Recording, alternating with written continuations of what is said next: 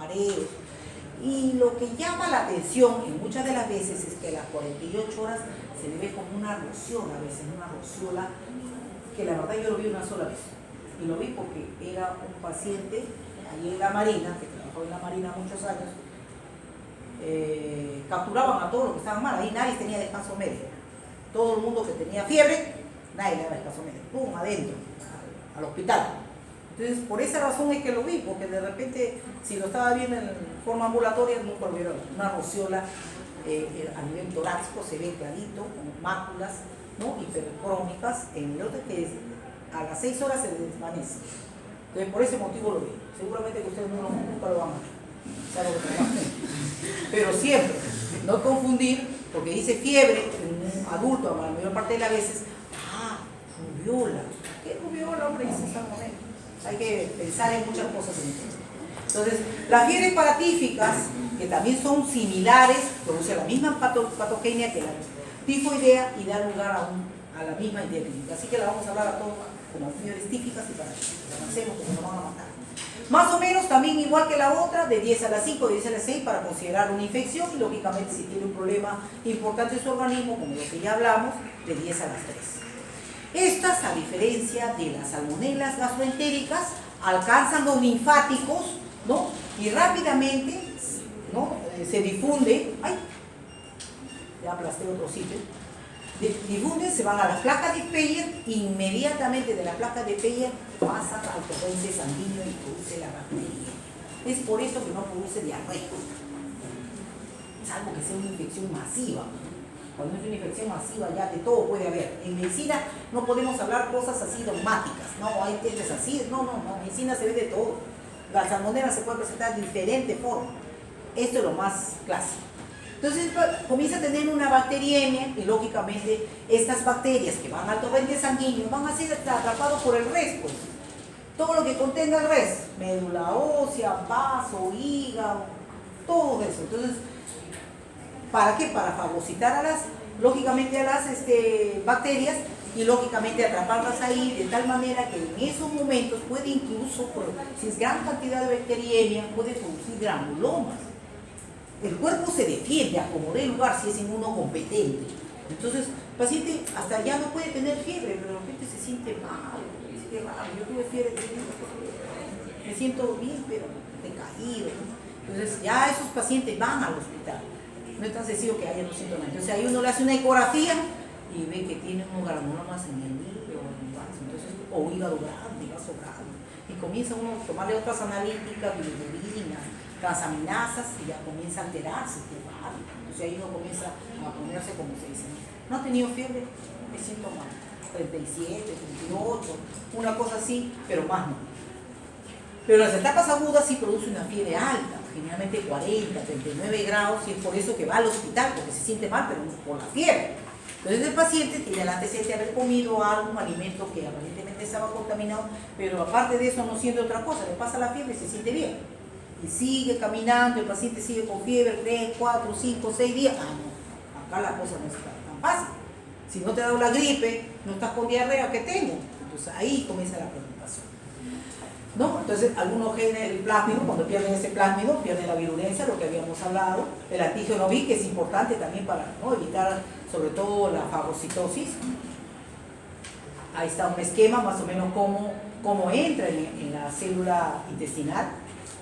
Y ver sobre todo cómo es. Tomamos a la gallinita porque es lo más común. La gallinita, el primer reservorio, sobre todo por el ser humano, entran los alimentos, viene este señor que está sano aparentemente, come el alimento y puede darle la enfermedad o simplemente ser un portador. No necesariamente tiene que ser la enfermedad, ¿correcto? Entonces contamina los alimentos, ¿no?, y va lógicamente al intestino otra vez y comienza el enfermo. Entonces es un círculo vicioso que puede repetirse de ida y de vuelta. Ahí mismo, cómo se combaten, ¿ves? Como la fagocitosis, incluso cómo ocurre, entran todos los factores de inmunización. Periodo de incubación de 3 días a 3 semanas. Diferente al otro. ¿Cuál es el periodo de incubación de la salmonela gastroentérica? De 6 a 24 horas. ¿Y cuál es el periodo de De 3 a 3 semanas. Pregunta de examen. Eso es básico.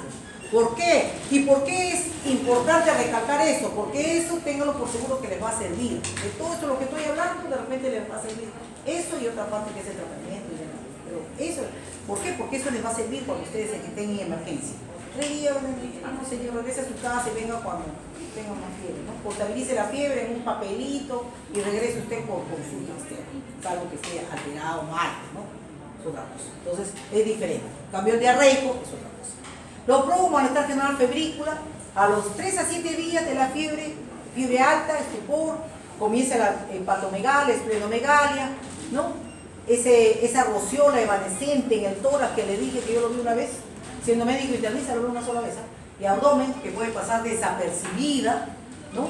No signo de focalidad, hay una bradicardia relativa, a pesar que está con fiebre, que habitualmente debe aumentar 10 latidos por cada grado de temperatura, pues sacan normal 70 y están con 40 de fiebre. Entonces ya algo nos sospecha, por eso es que uno agarra con el pulso, temperatura, puede ser salmonela, estando en contacto. ¿Correcto? A la segunda semana ocurre la bacteriemia y en el examen clínico puedes incluso no encontrar nada más que un hepato y esplenomegalia, que se puede encontrar en muchas enfermedades. Entonces no es un examen, como se dice, patognomónico de la enfermedad. Hígado y vaso grande, ¿no? Ganglios muy pocos, ¿no? Pero sí se le nota al paciente que está decaído. A diferencia de la salmonela gastroentérica, la leucopenia es la característica, porque acuérdense que es una enfermedad subaguda. ¿Correcto? A diferencia del otro, que la leucocitosis, acá la leucopenia, con una desviación izquierda. Las complicaciones no vienen a la primera semana. Esa es otra de las cosas. ¿Por qué? Porque tiene su ciclo. Este paciente que generalmente se infectó y lógicamente ya se fue al res, al vaso, al intestino, puede volver a la vesícula y de ahí nuevamente inyectar hacia el intestino nuevamente otras bacterias. Y estas bacterias, esta metástasis intestinal, puede ir igual, algunos a las placas de Peyer y otra vez hacer la bacteriemia, el círculo vicioso, y otras pueden lesionar el intestino grueso y ocasionar perforaciones. Y las perforaciones sí pueden producir hemorragias digestivas bajas y puede producir muerte del paciente. Otros como que también pueden producir shock séptico y todo, dependiendo de la inmunidad del paciente. Pero otros sí pueden ir, no le presten importancia, comen bien, ni hacen dieta, nada, y van a la curación. Entonces una curación progresiva. La mortalidad de 15 a 25 en casos, ¿no? Muy raro, pero sí, en zonas endémicas es menos que en zonas no endémicas.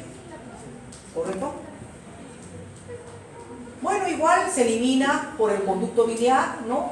Que es donde se nos multiplica más. La curación generalmente de estos pacientes, ¿no? De enfermedad va eliminando hasta, se dice que el paciente que tiene con la vesícula hasta 3 meses, pero que si tienen, son portadores de cálculos, o sea, colelitiasis, puede ser por mucho más. Ahí le han puesto, no, 1 año, pero si no le sacan la vesícula hasta saben Dios por cuánto tiempo más, porque se va reproduciendo. La transmisión directa de persona a persona es poco frecuente y es más que nada por los alimentos, igual que el otro. El diagnóstico, fiebre sin localidad aparente, solamente preguntando el riesgo epidemiológico que ha tenido el paciente, y siempre hacer el diagnóstico diferenciar con otro tipo de bacterias que presentan y son subagudos, parecidos de la forma de presentación. La diferencia es que el otro comió leche de cabra. Por eso que es importante preguntar, ¿dónde estuvo? ¿Comió esto, que el otro? Leche de cabra, no, esta es una brucela. Y generalmente en la brucela las temperaturas no son tan altas. Las temperaturas son 38, 38,5, a diferencia de las salmonelas que van hasta de 40. ¿No? La fiebre Q, que no hay acá, la tuberculosis atemático, que muy pocas veces vemos acá, más que nada nos quedamos con la brucelosis. La bradicardia relativa, la rociola, la hepatomegalia, la leucopenia y de lesión izquierda que ya la hemos visto.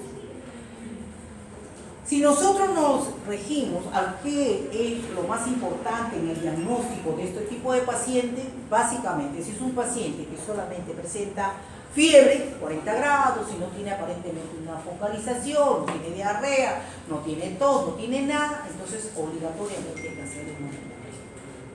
El hemocultivo nos va a dar luces, no solamente para estos casos, sino para cualquier otra enfermedad que no sepamos nosotros si lo consideremos como una fiebre de origen muscular. Y como ya tiene 7 días y no focaliza nada, el paciente sigue mal, entonces hay que hacer hemocultivo. El hemocultivo, generalmente los pacientes que tienen salmonela nos da una sensibilidad aproximadamente del 70%. O sea, no es tampoco que va a depender de la concentración que tengan de salmonela. Lo que sí nos ayuda, y nos ayuda bastante, y si sospechamos bien y hacemos muy buenas las preguntas epidemiológicas del paciente, lo que sí nos va a ayudar son los mielocultivos. El mielocultivo lo debemos obtener aproximadamente a la primera o segunda semana de la enfermedad, pero tenemos que estar bien seguros, porque cuando vean usted cómo se hace un mielocultivo, entonces se van a dar cuenta que no van a lesionar al paciente por gusto, ¿no? O lo hacen acá en la región external, ¿no? O lo hacen a nivel de la espina posterior, ¿no? En lo que es la cadera, y es una cosa un poquito traumática, ¿no?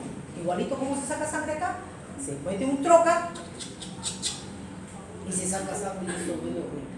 Entonces hay que tener mucho cuidado con los exámenes que le damos. El interno es muy entusiasta en todo quiere hacer, ni el ocultivo, todo quiere hacer, no, pues tampoco hagamos las cosas mal. Yo también he sido así, también hay que practicar el ocultivo, también.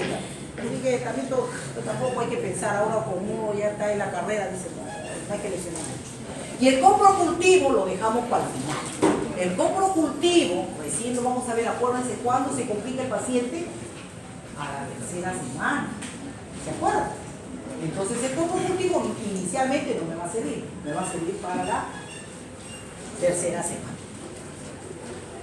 Lógicamente, después de ya hecho el diagnóstico, después de esos días podemos hacer nosotros lo que es la como se llama, cuantificación o serotipificación. Yo creo que algunos afuera. Solo para nombrar un poquito de la Warsiella, que también pertenece a la familia Enterobacteriae, el género es Warsiella.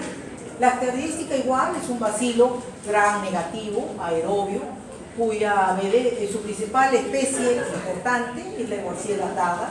También se ha aislado en el agua, en los peces y sobre todo en los animales acuáticos, anfibios, reptiles, ¿no?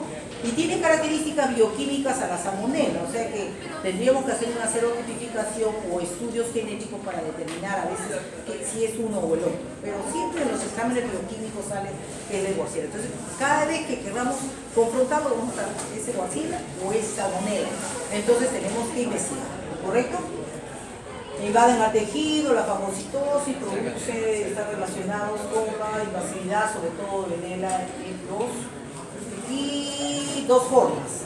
Producen una diarrea secretoria y la parte clínica benigna, la diarrea, igualito que la salmonela gastroentérica, o disentería, que también me puede confundir. Disentería es porque produce moco y sangre, que me lo puede confundir con la shigella, o sea, están emparentados con la shigella y con la salmonela.